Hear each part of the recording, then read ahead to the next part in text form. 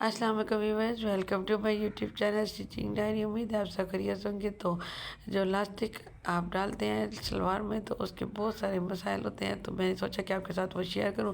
मैंने जो शलवार के ऊपर इलास्टिक की नाप की थी तो मैंने बिल्कुल भी एक्स्ट्रा नहीं रखा, इस वजह से क्योंकि जब हम इलास्टिक शलवार में स्टिच करने के बाद उसको खींच के सिलाई लगाते हैं तो उसमें हमारी वो मेजरमेंट अगर हम एक्स्ट्रा कपड़ा रख दें तो बढ़ जाती है। इसलिए अगर हम एक्स्ट्रा इलास्टिक ना रखें और प्रॉपर सिर्फ पूरी पूरी रख के उसको जोड़ लगा के और उसके बाद अगर स्टिच करके खींच के सिलाई करेंगे तो इंशाल्लाह ताला आपकी फिनिशिंग भी बहुत अच्छी आएगी, बहुत ज़बरदस्त। और उसके साथ साथ ये भी होगा कि आपकी इलास्टिक भी नहीं बढ़ेगी, जो कि अक्सर औकात एक्स्ट्रा बढ़ जाती है और जिससे आपको दोबारा उसे उधेड़ के और दोबारा सेट करना पड़ता है। मेरे पास बहुत सारी मेरी सिस्टर स्टिचिंग सीखने आती हैं तो उनको इस तरह की मसाइल से सामना करना पड़ता है, तो ये वीडियो मैंने ख़ास उनके लिए लगाई है जो कि अभी न्यू है, बिगनर्स हैं, उनको इस तरह के मसाइल से गुजरना पड़ता है। तो अगर वो मेरी इन टिप्स को फॉलो करेंगे तो इनकी इलास्टिक में बहुत ज़्यादा फिनिशिंग आएगी। और जो बाद में इलास्टिक सिलाई के होने के बाद अक्सर ट्राउज़र जो होता है ना,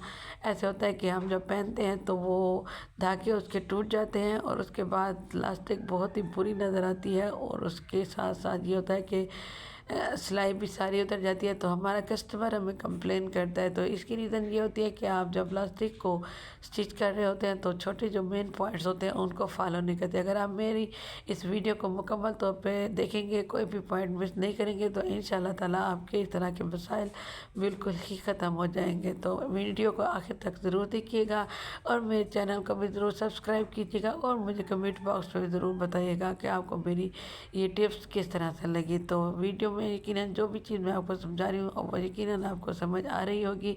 तो साथ साथ मैं ये भी बता चलूँ कि इंशाल्लाह ताला मैं अभी ईद के बहुत स्पेशल ड्रेसेस जो स्टिच करने वाली हूँ वो आपके साथ शेयर करूँगी। उनकी डिज़ाइनिंग बहुत ही ज़बरदस्त, बच्चियों की डिज़ाइनिंग और इसके साथ साथ गरारा और शरारा के स्टाइल भी आपके साथ शेयर करूंगी और बहुत ज़्यादा आउटफिट लेके आऊँगी डिज़ाइन जो आपके बहुत ही ज़्यादा काम आने वाले हैं। तो इसके लिए मेरे चैनल को ज़रूर फॉलो कीजिएगा ताकि जो भी मैं डिज़ाइनिंग लगाऊँ वो आपके पास पहुँचती रहे।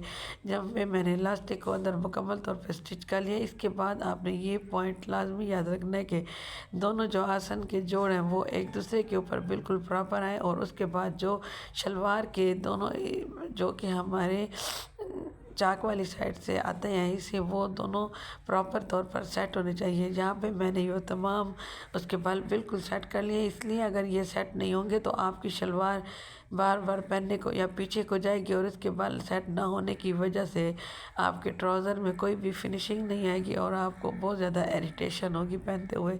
और इसके बाद नेक्स्ट स्टेप आप देख सकते हैं कि जब मैंने ये स्टिच किया तो स्टिच करने के बाद बिल्कुल भी कोई जो है ना आपस में कपड़ा कटा नहीं हुआ और ना ही इलास्टिक मेरी में कोई खिंचाव आया है और ना ही मेरी इलास्टिक के सिलाइयाँ टूट रही हैं। आप देख सकते हैं कि कपड़ा बिल्कुल नीट और फिनिशिंग तरीके से लगा है।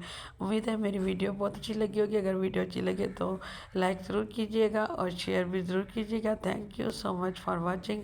इंशाल्लाह ताला फिर मिलते हैं नेक्स्ट वीडियो में, तब तक के लिए अल्लाह हाफ़िज़। अपना बहुत ज़्यादा ख्याल रखिएगा, दुआओं में भी याद रखिएगा।